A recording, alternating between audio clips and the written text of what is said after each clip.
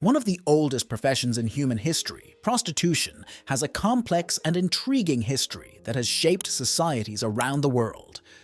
From ancient civilizations to modern times, the evolution of prostitution has been influenced by a multitude of factors, including social, economic, and cultural elements. The roots of prostitution, the world's oldest profession, can be traced back to ancient civilizations. From the bustling streets of ancient Mesopotamia to the glamorous palaces of ancient Greece, the exchange of sexual services for money or goods was a common practice. But why did this practice emerge? We will answer many questions about one of the world's oldest professions. If you're ready to brew your coffee and sit in front of your screens, here we go.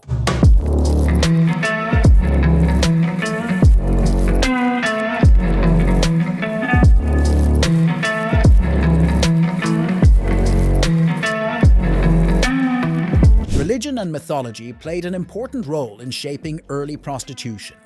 In many ancient societies, prostitution was intertwined with religious rituals, and sacred prostitutes were often employed in temples dedicated to deities associated with love, fertility, and beauty.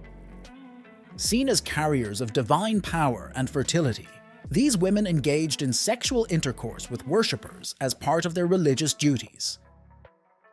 From the sex workers of Mesopotamia, called harimtu, to the sacred prostitutes of ancient Greece, the exchange of sexual services took place in religious and social contexts. In these early periods, engaging in sexual acts was often seen as a sacred duty or a way of paying homage to the gods, rather than merely an act of monetary exchange. Thus, what seems scandalous to us today had a sacred and venerable status at the time. As societies developed, so did the institution of prostitution. In the Middle Ages, with the spread of Christianity and the rise of patriarchal societies, prostitution was seen as sinful and immoral. During this period, prostitutes were often marginalized and ostracized by society. They operated under constant surveillance in brothels or on the streets and were subjected to harsh punishments such as public shaming or imprisonment. Against this oppression and harsh conditions, guilds and brothels played an important role. Prostitutes formed guilds to protect their rights and ensure fair treatment, functioning almost like modern-day labor unions. Brothels became more organized establishments, offering a regulated environment in which prostitution could take place.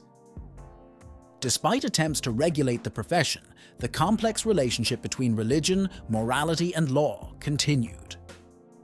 The Industrial Revolution brought significant social changes, and prostitution was not immune to its effects. Rapid urbanization and the influx of workers into cities exploded the demand for sexual services. Brothels and street prostitution flourished in industrialized areas, offering an outlet for many workers seeking companionship and relief from the harsh realities of their work. With this growth, however, moral panics grew as society grappled with the perceived immorality associated with prostitution. In the 20th century, the feminist movement and changing social attitudes towards sexuality began to challenge traditional views on prostitution. The rise of secularism and the recognition of personal autonomy led to debates on the decriminalization, regulation, or abolition of prostitution, with different countries adopting different approaches. Prostitution is often a response to social and economic factors such as poverty and inequality. For many individuals, sex work becomes a way to survive and escape extreme poverty. Lack of access to education, job opportunities, and financial resources can push individuals into the arms of the sex industry. Addressing the root causes of poverty and inequality is vital to understanding and addressing the problem of prostitution. Both voluntary and forced migration have long been linked to the development of prostitution. Displaced individuals, refugees, and those seeking better economic prospects often find themselves vulnerable to exploitation. The link between migration and prostitution highlights the complex interplay between mobility, work, and the global economy. Understanding these dynamics is crucial for the creation of effective policies and support systems for migrant populations. Prostitution laws and policies vary significantly from country to country. Some countries have adopted a regulatory approach aimed at ensuring the safety and well-being of sex workers. Others prohibit prostitution altogether and criminalize those involved. Looking at these different approaches provides valuable insights into the potential impact of different legal frameworks on the lives of individuals engaged in sex work. It also raises important debates about the effectiveness and ethics of various regulatory models. Legalization means that prostitution is recognized as a legitimate sector and regulated accordingly. In these countries, sex workers can work legally, pay taxes, and access health and social services. It's a way of saying, hey, let's make sure you're safe and protected while you're doing your work. One common way of regulating prostitution is licensing. Sex workers are required to obtain a license, similar to running a business. This helps to ensure that they meet certain standards, such as age and health requirements. This is just like a fast food worker wearing gloves, but for a different type of service. Health checks are also a common part of regulation. Sex workers may need to undergo regular screenings for sexually transmitted infections. This is just like an annual checkup, but with a focus on sub-regions. This helps protect both workers and their clients from potential infections. Security measures are also implemented to protect sex workers from violence and exploitation. Some countries require security measures such as panic buttons or closed-circuit cameras in prostitution establishments. This is like turning a brothel into a castle, but with more lace and less armor. Prostitution tends to increase in times of war or economic hardship. When people are desperate, their wallets are lighter and they may seek solace in the arms of a sex worker. So in a way, prostitution becomes an economic indicator, like the stock market, but in a more naked way. Similarly, periods of social reform, such as the women's rights movement, have led to debates about prostitution. Some argue that it perpetuates the objectification and exploitation of women, while others see it as a means of women's empowerment. On the other hand, unsupervised prostitution is considered illegal. This means that selling or buying sex is against the law, and those involved should face criminal charges. Prostitution has long been a topic of debate in feminist circles.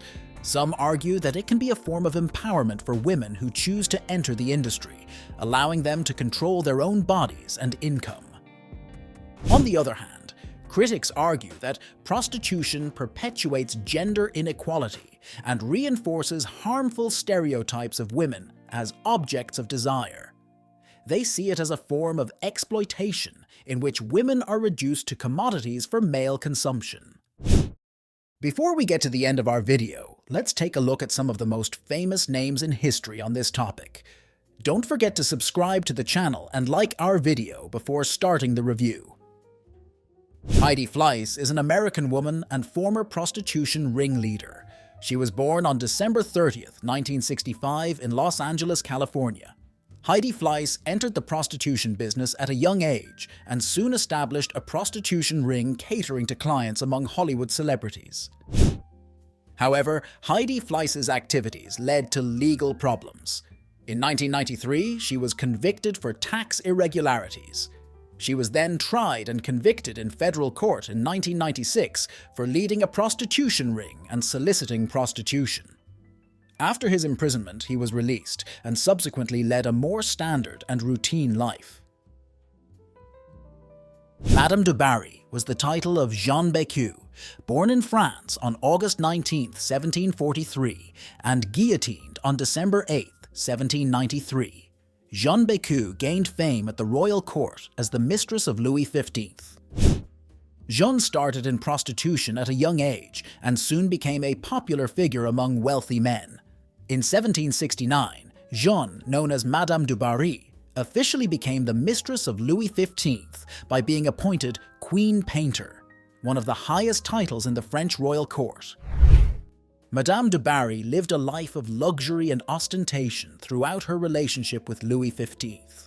However, in the revolutionary atmosphere after the death of Louis XV, Jeanne Bécu was at risk of losing her life, which was the inevitable end for her. She was guillotined in 1793 during the French Revolution.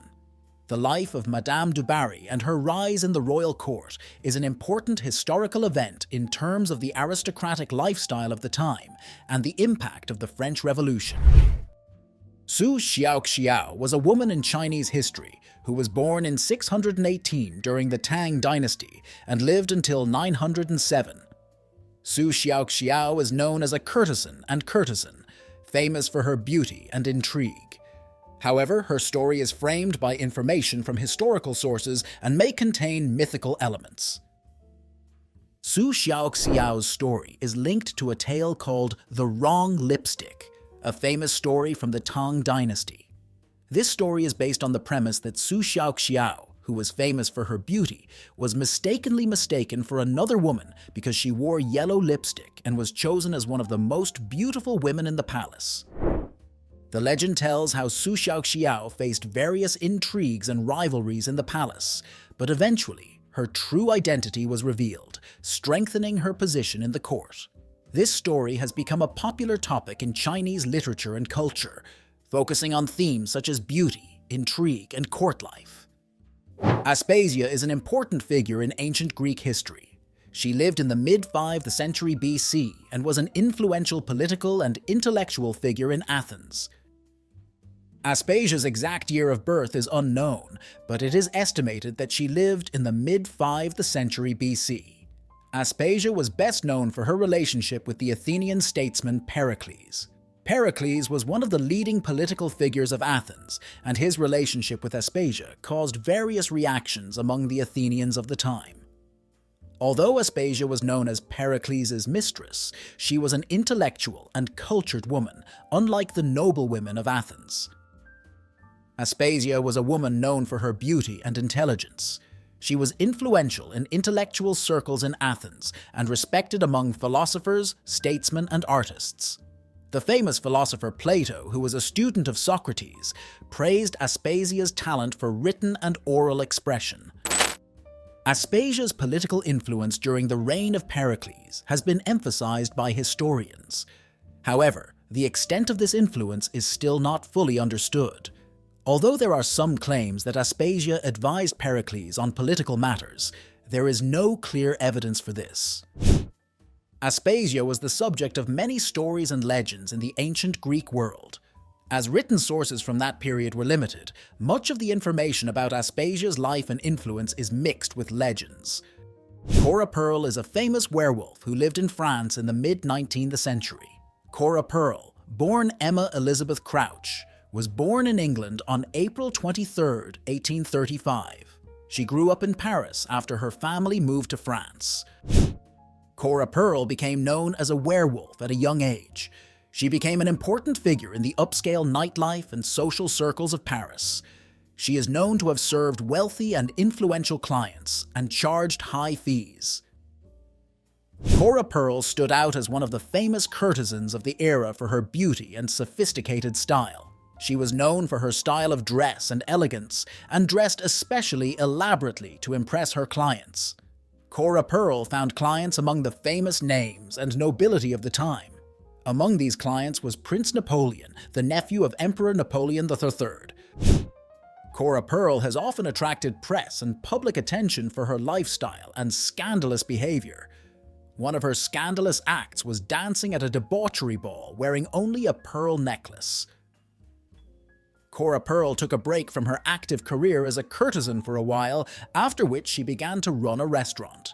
She died on July 8, 1886 in Paris at the age of 51. Cora Pearl was a remarkable figure in 19th century French society. Her story is remembered as a scandalous woman who challenged the social norms of the time. Don't forget to share with us the people and events in history that interest you in the comments section. In conclusion, the study of the first emergence and development of prostitution provides valuable insights into the complex fabric of human history and culture.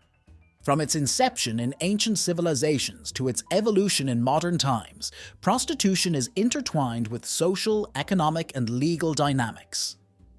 By examining historical milestones, key figures, and global perspectives, we can better understand the complex nature of this industry and its impact on societies worldwide. Thank you for watching the video. Don't forget to like and subscribe if you enjoyed the video. Share your ideas and thoughts about the video with us in the comments section. You can also share with us the topics and people you would like to watch in future videos. Please also follow our social media accounts. You can turn on notifications to get more content and be part of our community. See you in the next video.